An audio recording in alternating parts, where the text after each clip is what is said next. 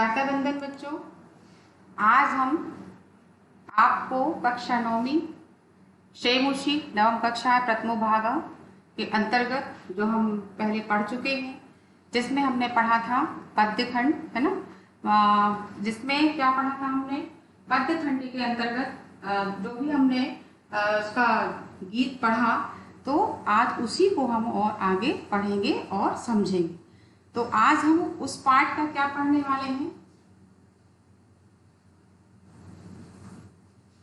जैसे कि आप जानते हैं कि हमने पढ़ा भारतीय बसंत गीत सरस्वती का बसंती।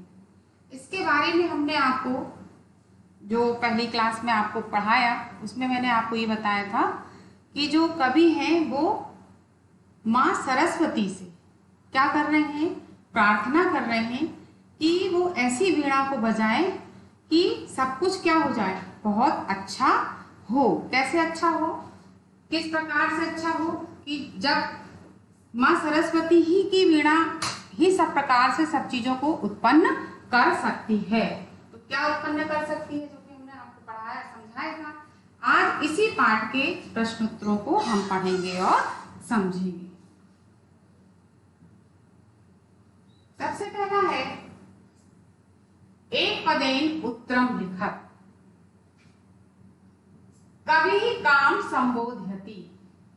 जैसे कि मैंने आपको बताया कि कवि किसको संबोधित कर रहा है, तो कवि किसको संबोधित कर रहा है, वाणी। और वाणी किसको कहते हैं, माँ सरस्वती को। फिर है कवि वाणी काम वादितुम प्रार्थयति। कवि वाणी से किसको बजाने की प्रार्थना कर रहा है। कवि वाणी से, वाणी का मैंने आपको बताया सरस्वती, है ना, से किसको बजाने की प्रार्थना कर रहा है। उत्तर क्या आएगा, वीणा, यानी वीणा को। एक बात और यहाँ आपको मैं बताना चाहती हूँ बच्चों कि जो संस्कृत भाषा है वह भाषा कैसी भाषा है, अति प्राचीन भाषा है। चूंकि ये देवताओं के मुख से निकली, इसको देववाणी भी कहते हैं। और संस्कृत भाषा जो है वह अन्य भाषाओं की क्या है, जननी भी है। अन्य भाषाओं की क्या है, जननी। कौन सी भाषा, संस्कृत भाषा। चलिए, कीदृशीं वीणां निनादयितुं प्रार्थयति। कीदृशीं वीणां निनादयितुं प्रार्थयति। कैसी वीणा को बजाने के लिए प्रार्थना कर रहा है। जो कवि है वो माँ सरस्वती से कैसी वीणा को बजाने के लिए प्रार्थना कर रहा है, तो कैसी, नवीना, नई वीणा को। कैसी वीणा को, नवीनाम, यानी नई वीणा को बजाने के लिए प्रार्थना कर रहा है। कौन प्रार्थना कर रहा है, कवि प्रार्थना कर रहा है। किससे प्रार्थना कर रहा है, वाणी, यानी माँ सरस्वती से प्रार्थना कर रहा है। फिर है गीतिं कथम गातुम कथयति। गीत कैसा गाने के लिए कह रहा है, तो क्या उत्तर आएगा, मृदुम। मृदुम मतलब होता है मीठा। मृदुम माने मीठा, मधुर। तो मधुर गीत मतलब गाने के लिए कह रहा है। कौन कह रहा है, कवि। सरसा रसाला कदा न संति। रसीले आम कब सुशोभित होते। सरसा यानी सरस, रसीले, रसाला, रसों से भरे हुए, कदा कब, लसंती सुशोभित होते हैं। उत्तर क्या आएगा, बसंते। कौन से उस मौसम में, बसंत ऋतु में, बसंत में। ठीक है, इस प्रकार यहाँ पर आपके एक पदेन उत्तर हुए। अब आता है प्रश्न दूसरा, पूर्ण वाक्य उत्तरम लिखत। पूर्ण वाक्य में आपको उत्तर लिखना है। तो सबसे पहला जो आएगा वो आएगा कवि वाणी किम कथयति। कवि सरस्वती से क्या कह रहा है, कवि वाणी यानी सरस्वती से किम यानी क्या, कथयति कह रहा है। उत्तर क्या आएगा, कवि वाणी नवीनाम वीणाम। जैसे कि मैंने आपको समझाया, नवीनाम वीणाम वादितुम ललित नीति लीलाम च मधुर गीतुम गातुम कथयति। जो कवि है माँ सरस्वती से नवीना में नई वीणा को बजाने के लिए कह रहा है। और मृदुम, अभी मैंने आपको बताया, मृदुम माने मधुर, और सुंदर नीति से परिपूर्ण मधुर गीत गाने के लिए जो कवि है वह नई वीणा के साथ सुंदर रीति से परिपूर्ण मधुर गीत गाने के लिए माँ सरस्वती से कह रहा है। चलिए अब देखिए यहाँ पर दिया है बसंते किम भवति।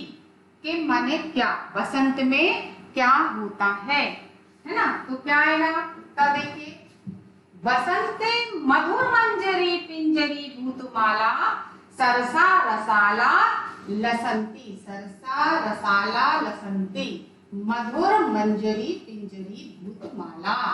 ललित कोकिला काकलीनाम च कलापा विलसंती। बसंत में मधुर मंजरियों से पीले हुए रसीले आम के वृक्षों की पंक्तियां सुशोभित हो रही हैं और सुंदर कोयलों के समूह का पूजन अच्छा लगता है। आपने देखा होगा कि जब आम के वृक्ष पर, अपन उसको क्या बोलते हैं, आम के फूल है ना, आम के जो बौर होती जो बहुत सुंदर दिखाई देती है, और जब उसमें आम लगते हैं और जब वो पक जाते हैं तो वो जो पके हुए आम झाड़ पे जो उस पे वृक्ष पर लगे हुए होते हैं तो वो कैसे दिखाई देते हैं, बहुत सुंदर। और आम जब पकता है तो वो कैसा हो जाता है, रसीला हो जाता है ना। तो बसंत में मधुर मंजरियों से पीले हुए रसीले आम के वृक्षों की पंक्तियां सुशोभित हो रही हैं और सुंदर कोयलों के समूह का पूजन। और आपने बच्चों देखा होगा कि जब जो आम के वृक्ष पे ही क्या होती है ना, कोयल जो है कूकती है ना, तो क्या लगता है मन को और हमारे कानों को क्या देती है, बहुत आकर्षक लगती है उसकी जो वाणी जब वो कूकती। तो इस प्रकार जब आम, अभी आम का मौसम है और आपने देखा होगा कि जब वो जो वृक्ष पर आम लगे होते हैं तो बहुत सुंदर दिखाई देते हैं। एक बार पुनः, बसंत में मधुर मंजरियों से पीले हुए, मधुर मंजरी पिंजरी भूतमाला सरसा रसाला यानी रसीले सरस मीठे, लसंती ललित कोकिला काकिला। तो जब पंक्तियां सुशोभित हो रही हैं और कोयलों के सुंदर है ना, और जो कोयल बोलती है उनका पूजन क्या है, वो समूह अच्छा लग रहा है। फिर है ससिलम तव वीणामाकर्ण कथम उच्छले। ससिलम, ससिलम माने होता जल, वीणामाकर्ण यानी वीणा को, कथम यानी कैसे उछलने लगे। जल तुम्हारी वीणा को सुनकर कैसे उछलने लगे, क्या आएगा, ससिलम तव वीणामाकर्ण ससिलम उच्छे। ससिलम तव वीणामाकर्ण ससिलम उच्छे। जल तुम्हारी वीणा को सुनकर हिलोरे लेता हुआ उछलने लगे। हे माँ, हे वीणा पाणी माँ, आप ऐसी वीणा को बजाइए कि जल सुनकर क्या होने लगे, हिलोरे लेने लगे और उछलने लगे, ऐसी आपने वीणा को बजाइए। इस प्रकार कवि माँ सरस्वती से क्या कर रहे हैं, प्रार्थना कर रहे हैं। कवि भगवती भारती कस्या तीरे मधुमाधवीना नतानां पंक्तिम अवलोक्य वीणा वादयितुं कथयति।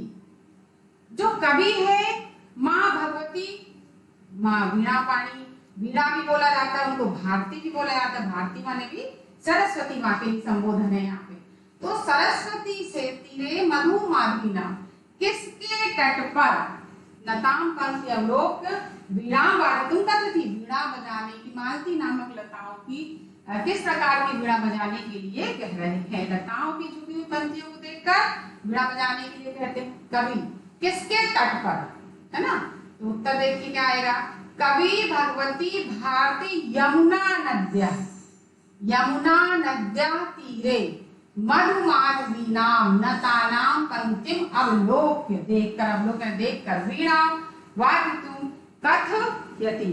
यानी जो कवि है वो माँ भगवती यानी माँ सरस्वती से यमुना नदी के किनारे, किसके किनारे, यमुना नदी के किनारे, और क्या कह रहे, तट के पर सुंदर मालती नामक लताओं की झुकी हुई पंक्तियों को देखकर वीणा बजाने के लिए कह रहे हैं।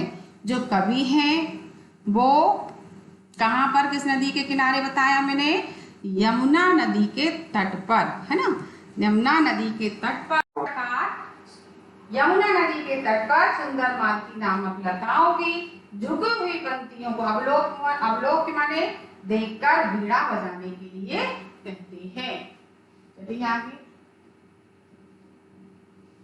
आप देखिए प्रश्न दिया है कि का स्तंभे पदानि खा स्तंभे तेषां पर्याय पदानि दत्तानि चानि चित्ता पदानां संरक्षित लिखा है। जो का और खा स्तंभ दिया है इनके जो पर्यायवाची शब्द हैं उसको आपको देख करके लिखना है। ये जो का और खा में उनके पर्याय शब्द है उनको चुनकर शब्दों के सामने क्या करना है, लिखना है। तो ये का है और ये खा है, ठीक है ना। तो ये जो दिए हैं अब जैसे दिया है इसमें स्तंभ है ना, तो स्तंभ का जो आएगा वो क्या आएगा, स्तंभ यानी वाणी है ना, इसमें आएगा वाणी। फिर है दूसरा ये का स्तंभ है, ये खा स्तंभ, ये इसको कुछ नहीं करना, ध्यान रखना। तो का स्तंभ में पहला क्या दिया सरस्वती, सरस्वती को क्या बोलते हैं वाणी। तो यहाँ पर क्या आएगा ये आपको बेटा देखना है यहाँ पर और इसमें लिखते जाना। सरस्वती अभी हमने क्या वाणी को क्या कहते हैं सरस्वती, सरस्वती वाणी। फिर है दूसरा खा आम्रम, आम कैसे होते हैं अभी मैंने आपको समझाया है। आम कैसे होते हैं रसाला यानी रसों से भरे हुए। फिर है पवनम, ठीक है ना, पवन को क्या बोलते हैं, पवन माने क्या होता है समीरा है ना, पवन का क्या आएगा समीरा। फिर है तटे, तट माने तीर। फिर है भ्रमराणाम जो भौरे जिसको हम बोलते हैं ना, तो उनको क्या बोलते हैं अलीना। इस प्रकार से उनके यहाँ पर क्या दिए हैं पर्यायवाची शब्द दिए हैं। आपको इनको कॉपियों में बहुत अच्छे से बेटा लिखते जाना। इसके बाद है अधोलिखित पदानि प्रयुज्य संस्कृत भाषा वाक्य रचना करो। नीचे लिखे शब्दों का प्रयोग करके संस्कृत भाषा में वाक्य रचना कीजिए। आपको देख यहाँ पर दिया है, जैसे मान लीजिए ये दिया एक शब्द दिया है निनाद है, तो अब इसका जो वाक्य बनेगा वो होगा अय वाणी नवीनाम वीणाम निनाद। ये शब्द आना चाहिए, जो शब्द आपको दिया है शब्द इसमें आना चाहिए। दूसरा दिया मंद, मंद मंद धीरे धीरे, शनय शनय, गजा मंदम मंद मंदम चलती। फिर मारुता यानी हवा के लिए, अद्य मारुता तीव्र चल, तीव्र चलती, हवा कैसी चलती थी, ससीलम यानी ये जल, गंगा या ससीलम पवित्रमस्ति, जो गंगा जी का जल है वो कैसा होता है पवित्र होता है। सुमना पुष्प, सुमना सुगंधिम वितरती, जो फूल होते हैं वो क्या फैलाते चारों तरफ, सुगंध को फैलाते हैं, ठीक है ना। इस प्रकार से आपको ये करना है पर्यायवाची शब्द। अब देखिए प्रथम श्लोकस्य आशायाम हिंदी भाषाया आंग्ल भाषाया वालिका। आंग्ल भाषा है ना अंग्रेजी भाषा में, प्रथम श्लोक का भाव हिंदी अथवा अंग्रेजी भाषा में लिखिए। तो क्या आएगा देखिए हमने इसे वहां पर हिंदी भाषा में लिया है, तो हिंदी भाषा में क्या भावार्थ आएगा कि हे सरस्वती नई वीणा को बजाओ और सुंदर नीति से परिपूर्ण मधुर गीत को गाओ। कैसी वीणा को बजाओ, नई वीणा को बजाओ न और सुंदर नीति से परिपूर्ण मधुर गीत को गाओ। इस बसंत ऋतु में मधुर मंजरियों से पीले हुए रसीले आम के वृक्षों की पंक्तियां क्या हो रही है सुशोभित हो रही है। जैसे कि अभी हमने आपको बताया कि जब वृक्ष पे फल लगते हैं या फूल लगते हैं तो बहुत सुंदर दिखाई देते हैं। सुंदर कोयलों के समूह का पूजन अच्छा लगता है। कोयल जब बोलती है तो कैसा लगता है, बहुत मधुर ध्वनि लगती है। इसलिए हे सरस्वती नई वीणा को बजाओ। माँ सरस्वती जो कवि है वो उनसे प्रार्थना बार बार कर रहा है। यहाँ पर ये जो मैंने आपको समझाया वो है हिंदी भाषा में भावार्थ कि सरस्वती हे माँ सरस्वती नई वीणा को आपको क्या करना है बजाना है और नए मतलब नीति से परिपूर्ण मधुर गीत को आप गाइए।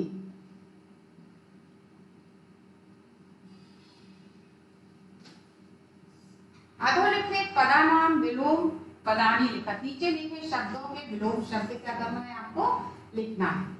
तो विलोम शब्द जो दिए, विलोम माने क्या होता है विपरार्थी शब्द है ना, उसके जो विपरीत है। जैसे मान लिया यहाँ पर दिया है कठोरम, ठीक है, तो क्या आएगा यहाँ पर देखिए मृदुम यानी कोमल है ना, कटु।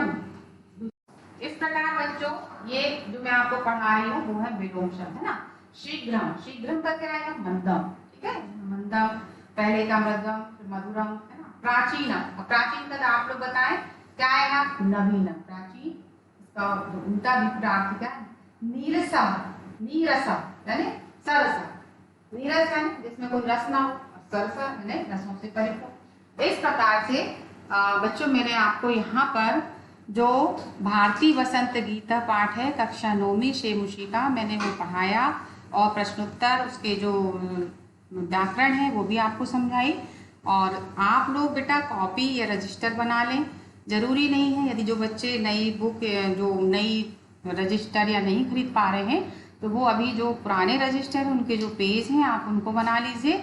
लेकिन बेटा आप इसको लिखते जाइए, क्योंकि आप लिखेंगे नहीं तो आप याद नहीं कर पाएंगे। संस्कृत विषय में आपको लिख कर के याद करना पड़ेगा, है ना। तो इसलिए बेटा आप सारे बच्चे जो हैं अपने हिसाब से पाठों को लिखते जाएं और उनके प्रश्नोत्तरों को लिखते जाएं, और आप उनको पढ़ें और अच्छे से पहले पाठ को पढ़ लें ताकि प्रश्नोत्तर भी आपको समझ में आए। तो बेटा आप लोग घर पे रहिए, सुरक्षित रहिए, पढ़ते रहिए। धन्यवाद।